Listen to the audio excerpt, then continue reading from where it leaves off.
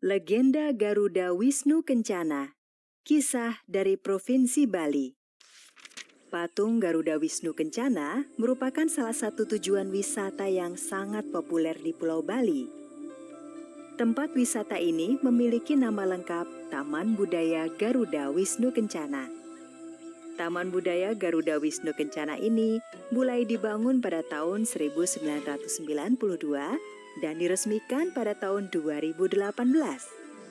Taman Budaya Garuda Wisnu Kencana menempati lahan seluas 67 hektar di wilayah Jimbaran, Provinsi Bali. Garuda Wisnu Kencana selama berabad-abad menjadi legenda rakyat Bali yang masih diceritakan secara turun-temurun. Bagaimana ceritanya? Mari kita simak bersama dalam kisah berikut ini.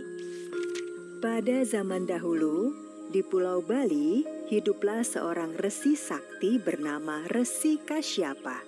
Sang resi sakti memiliki dua orang putri. Putri pertama bernama Kadru, dan putri kedua bernama Winata. Suatu hari, Resi Kasyapa memberikan kepada kedua putrinya masing-masing sebutir telur berwarna putih yang besar. Kadru dan Winata, jagalah telur-telur itu. Apapun yang menetas harus kalian rawat seperti anak sendiri. Siap, Ayahanda. Setelah beberapa bulan, telur-telur itu pun menetas. Telur milik Kadru menetas dan melahirkan 9 ekor naga. Sedangkan telur milik Winata menetas dan melahirkan seekor burung elang. Burung elang tersebut oleh Winata diberi nama Garuda. Memelihara 9 ekor naga membuat Kadru kewalahan. Setiap hari, 9 ekor naga itu selalu ribut dan berlarian ke sana kemari. Sedangkan Winata setiap hari dengan sabar memelihara Garuda. Dia memberinya makan dan membantunya belajar terbang. Rasa dengki selalu menghinggapi manusia yang berhati buruk. Demikian juga dengan Kadru. Setiap hari melihat Winata yang tidak kerepotan mengurus Garuda, Kadru pun merasa dengki. Dia pun mencari rencana jahat agar Winata mau memelihara 9 ekor naga miliknya. Keesokan harinya, Kadru menemui ayahnya. Ayahanda, seumur-umur baik saya maupun Adinda Winata belum pernah melihat kuda ucai suara. Bila mana Ayahanda berkenan mendatangkan kuda ucai suara kemari, agar kami bisa melihatnya. Baiklah, besok akan kupanggil kuda ucai suara kemari. Setelah menemui ayahnya, Kadru kemudian menemui adiknya, Winata. Adinda, ada kabar gembira. Besok Ayahanda akan memanggil kuda ucai suara kemari. Kita berdua selama ini belum pernah melihat kuda yang bisa terbang itu. Wah, benarkah?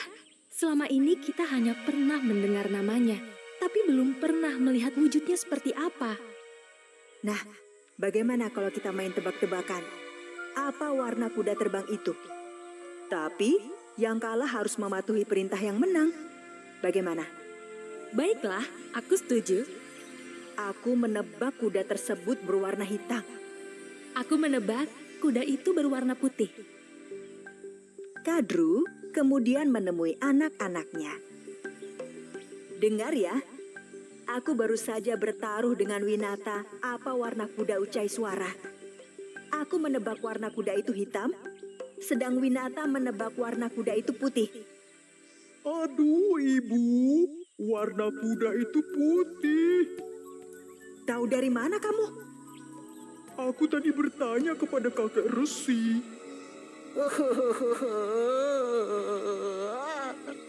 Wah, kalah kita. Habislah kita diajak sama Garuda. Diam kalian! Aku ada ide. Kalian cegat kuda ucai suara sebelum datang kemari. Kemudian, kalian sembur sehingga kuda itu berwarna hitam. Kalian mengerti? Iya, Ibu, kami mengerti.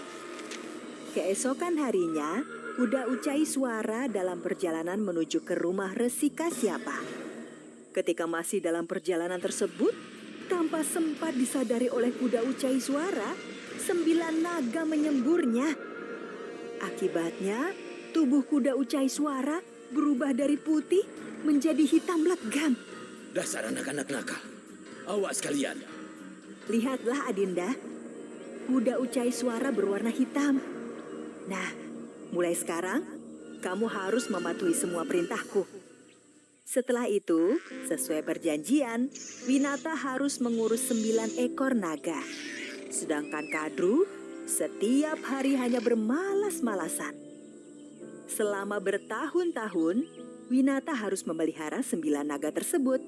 Sampai suatu ketika, Garuda yang sudah dewasa bertanya kepada ibunya.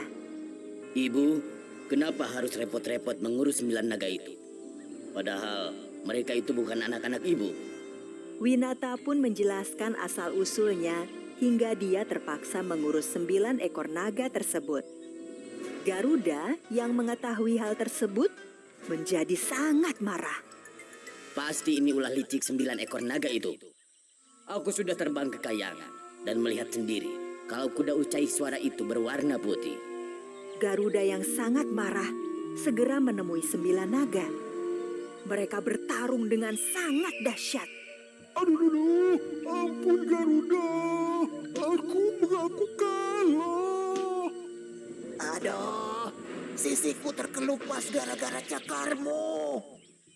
Ibu, tolong aku.